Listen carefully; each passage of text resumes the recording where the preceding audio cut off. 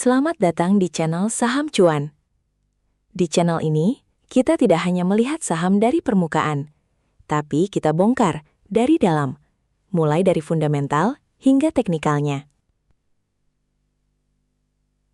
Hari ini, kita akan membahas satu saham di sektor energi yang terlihat menarik, tapi juga menyimpan banyak tanda tanya, yaitu SGER.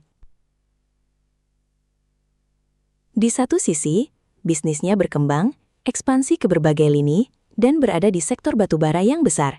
Tapi di sisi lain, margin tipis, cash flow negatif, dan harga sahamnya justru sedang turun. Nah, disinilah dilema investor muncul. Apakah ini peluang sebelum turnaround, atau justru value trap yang terlihat murah? Karena seringkali di market, saham yang terlihat murah justru belum selesai turun, dan saham yang terlihat berkembang belum tentu menghasilkan uang. Maka di video ini, kita akan membedah SGER secara lengkap, dari fundamental untuk melihat kualitas bisnisnya, dan dari teknikal untuk melihat timing terbaiknya. Jadi, pastikan Anda menonton sampai akhir, karena keputusan investasi yang baik selalu dimulai dari pemahaman yang benar. Sebelum kita mulai, saya ingatkan kembali, video ini sepenuhnya hanya untuk edukasi, bukan ajakan beli atau jual saham. Semua keputusan investasi ada di tangan Anda. Video ini dibuat pada tanggal 5 Mei 2026 dengan data pendukung Q1 2026 serta harga penutupan pasar tanggal 4 Mei 2026. Mohon teliti kembali angka-angka yang ditampilkan, kemungkinan ada kekeliruan dalam pengambilan data. Video ini atas permintaan dari @fadilidam. Pertama, kita mulai dari bisnisnya. SGER bukanlah perusahaan tambang batubara murni, melainkan trader batubara yang didukung oleh sistem logistik terintegrasi. Artinya, mereka tidak fokus menggali, tapi fokus menjual dan mendistribusikan. Model seperti ini punya kelebihan, lebih fleksibel, tidak tergantung cadangan tambang, dan bisa berkembang lebih cepat. Tapi di sisi lain, margin cenderung tipis dan sangat tergantung volume serta harga pasar. Dengan kata lain, SGER adalah bisnis yang bergantung pada volume, bukan margin. Sekarang, kita masuk ke struktur kepemilikan. Perusahaan ini dikendalikan oleh satu entitas besar dengan kepemilikan sekitar 50%. Selain itu, ada juga beberapa individu penting yang memiliki porsi signifikan, termasuk manajemen. Ini menunjukkan bahwa kontrol perusahaan cukup kuat, arah bisnis relatif terpusat, namun kepemilikan publik juga masih cukup besar, yang membuat saham ini tetap liquid di market. Selanjutnya, kita lihat arah ekspansi perusahaan. Ini bagian yang cukup menarik, karena SGER tidak hanya diam di satu lini bisnis. Mereka sudah ekspansi ke Singapura, Dubai, sektor logistik pelabuhan, bahkan mulai masuk ke CPO, kimia, dan energi hijau. Ini memberikan sinyal bahwa SGER sedang bertransformasi dari sekadar trader batubara menjadi pemain ekosistem komoditas. Tapi di balik itu, ada satu risiko besar. Ekspansi yang terlalu cepat bisa membebani keuangan perusahaan. Sekarang kita masuk ke bagian paling penting, yaitu kinerja keuangan. Dari sisi pendapatan, SGER mencatatkan revenue sekitar 6,7 triliun rupiah, namun pertumbuhannya hanya naik tipis, bahkan laba bersihnya justru menurun. Ini memberikan sinyal awal bahwa bisnis mulai melambat, profit mulai tertekan. Kemudian kita lihat profitabilitas. Return on equity di kisaran 9% dan return on asset sekitar 3%. Ini bukan angka yang buruk, tapi juga tidak menarik. Dengan kata lain, perusahaan ini bekerja, tapi belum efisien menghasilkan keuntungan tinggi. Sekarang, kita masuk ke bagian paling penting dan paling sering diabaikan investor, yaitu cash flow. Dan disinilah muncul warning besar. Arus kas operasional negatif. Free cash flow juga negatif. Artinya, perusahaan tidak menghasilkan uang tunai dari operasionalnya. Bahkan harus membakar uang untuk menjalankan bisnis. Dan yang lebih perlu diperhatikan, kekurangan ini ditutup oleh pendanaan dari luar, seperti utang atau pembiayaan. Ini adalah sinyal resiko, terutama untuk jangka panjang.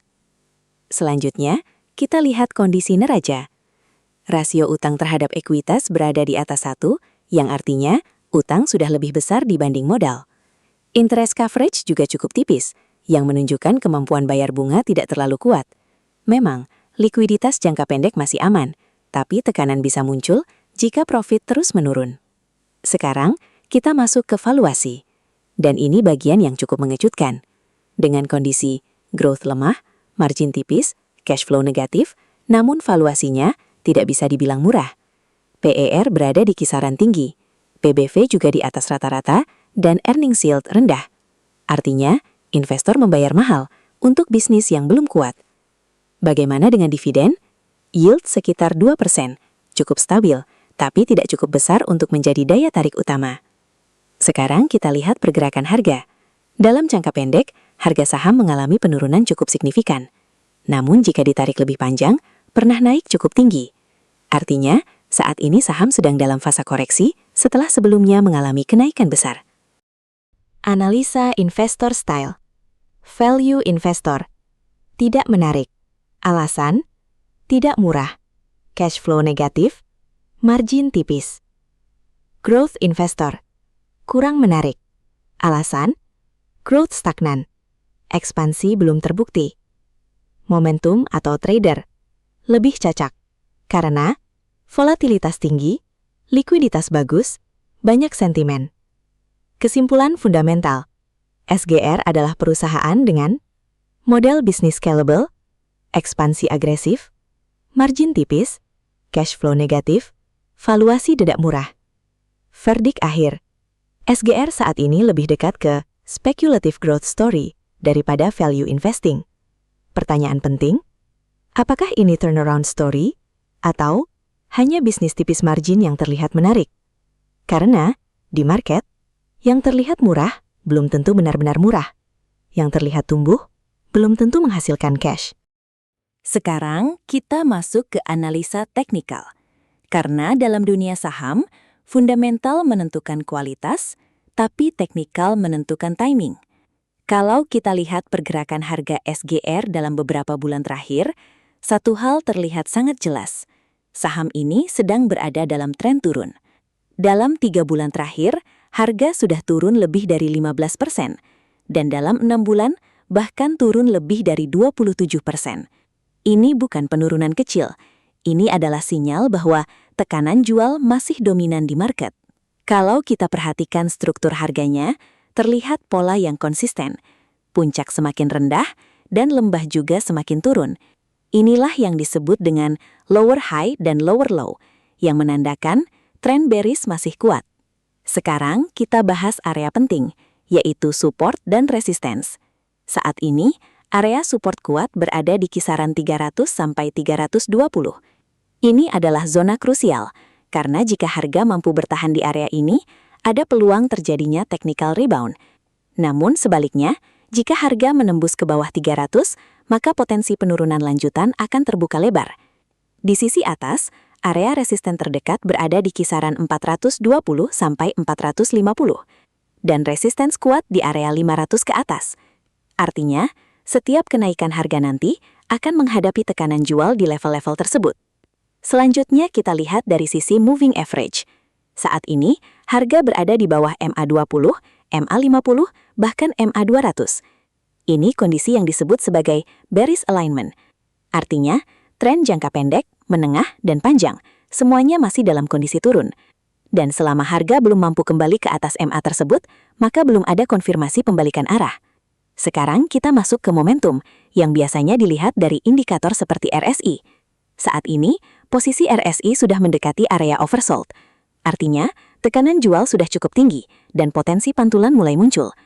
Tapi perlu diingat, oversold bukan berarti pasti naik.